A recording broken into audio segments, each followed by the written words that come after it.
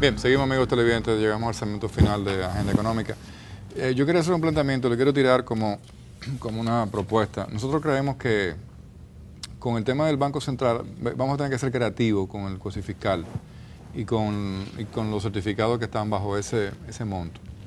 Una salida podría ser pasar toda esa cantidad a Hacienda como deuda pública y hacer emisiones de bonos sobre esa deuda a largo plazo y no con la a 20 años o 30 años y no con la presión 20 años y no con la presión que tiene, porque nada más 35.000, fíjate, 35.000 millones al Banco Central en transferencia es 1.5 del PIB. 1.5 del PIB. Con 35.000 millones el gobierno podría hacer muchísimas cosas. Le hace la línea 3 a la zona Santo Domingo Este, arranca, invierte en muchísimos proyectos que hacen falta y así empieza a corregir una serie de cosas y alarga ese tema aunque usted tenga una mayor parte de deuda, pero al final esa emisión de bonos es mercadiable en el mercado financiero y cuando usted viene a ver, sale del flujo de la economía dominicana y la tiene otra gente. Entonces, ahí vamos a tener que entrar por ahí. En este presupuesto 2014, las transferencias a la CDE son 53.000 millones de pesos, de los cuales 43.000 van a ser subsidios. Óyeme, estamos hablando de 1.000 millones de dólares y va a ser más. Al fin, este año va a estar terminando con 1.400.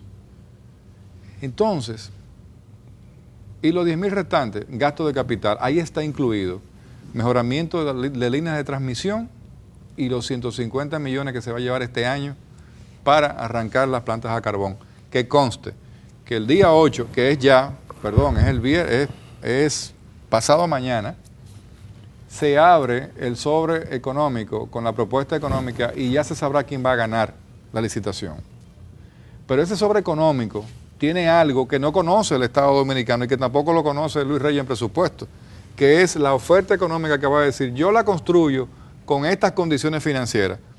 Quizás no den 3 años de gracia, 10 años para pagar, ojalá, pero puede ser así también.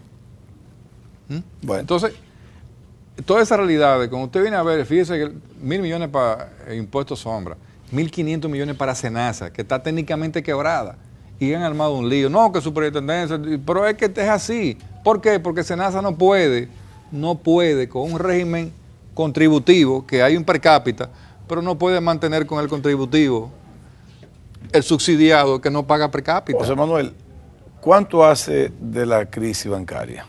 10 años. 10 años. 10 años y medio. 10 años y medio.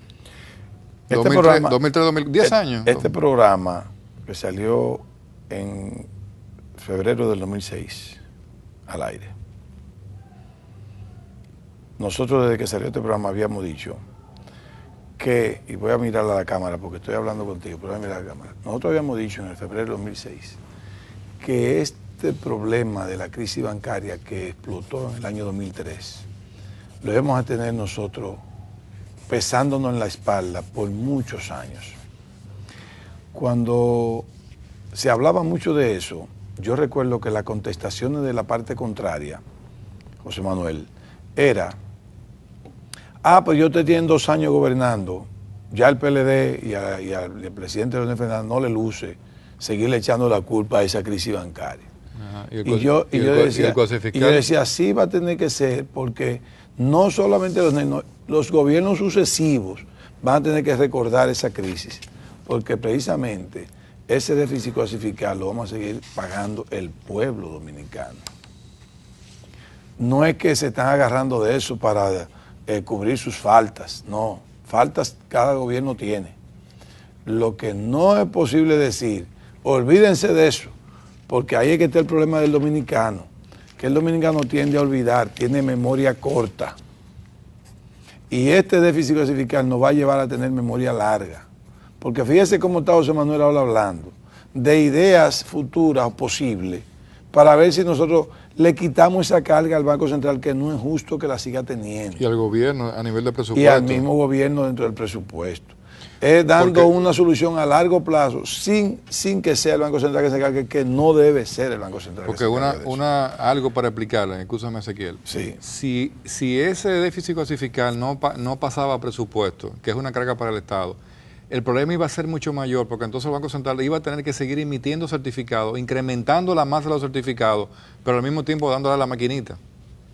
Correcto. ¿Se entiende? Entonces eso iba a crear una distorsión grandísima que iba a afectar más al Estado que el sacrificio que hace el Estado inyectando lo que tiene que pagar anualmente. Pero la preocupación es, ¿y cuándo lo vamos a desmontar?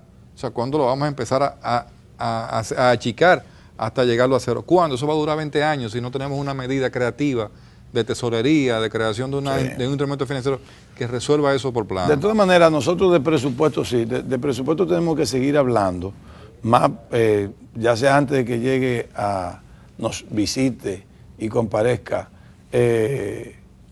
Luis Reyes, o después, no importa, porque hay muchas cosas del presupuesto que hay que hablar, el déficit fiscal, el financiamiento, externo, los subsidios, el gasto tributario. Subsidios, rigideces, diríamos la misma reforma fiscal, que cómo poder esperar hasta el 16.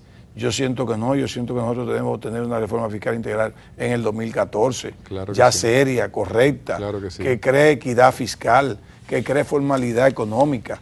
O sea, esas cosas ya hay que buscarlas. Nosotros no podemos seguir.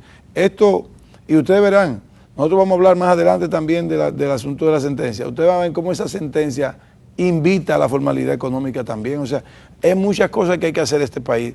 Y uno dirá, y es que no se ha hecho tantas cosas que necesitan, es que no se ha hecho nada. Sí se han hecho mucho. Pero un país que está en evolución, un país que está en desarrollo, siempre va a necesitar seguir haciendo muchas cosas. Exacto. Todavía, ya siendo un país desarrollado, tiene que seguir, porque si no se estanca. ¿Me explico? Sí.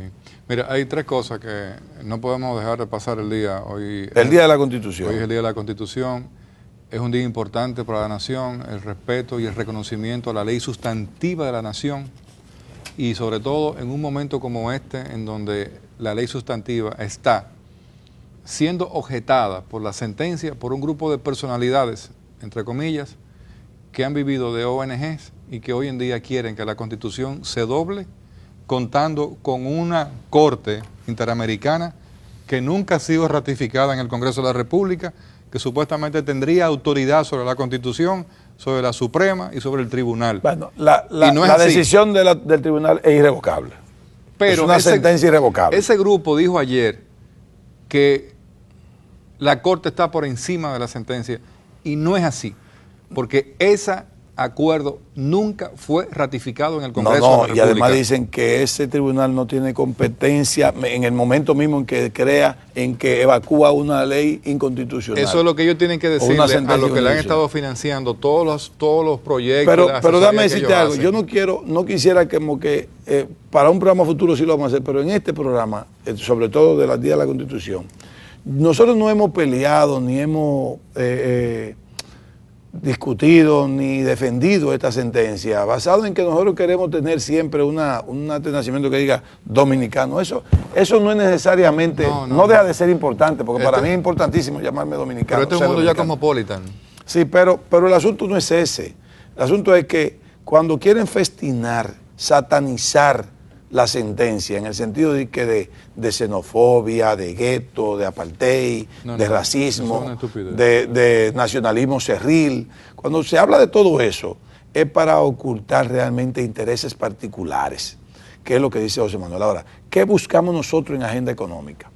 Es decirle a ustedes, amigos televidentes, que esta sentencia de ninguna manera busca maltratar, desnacionalizar, crear carácter de apatridia o naturaleza de apatridia a nadie. El que es haitiano es haitiano, el que es dominicano es dominicano, el que es cubano es cubano, el que es colombiano es colombiano. Lo que sucede, amigos televidentes, es que esta sentencia lo que va a lograr es la formalización, la regularización de todo el que viva en República Dominicana en cualquier naturaleza, como nacional o como extranjero. Si como extranjero está como tránsito o está como residente. Si dentro de esa residencia es residencia permanente o residencia de trabajo o residencia temporal. Eso es la organización. ¿Por qué?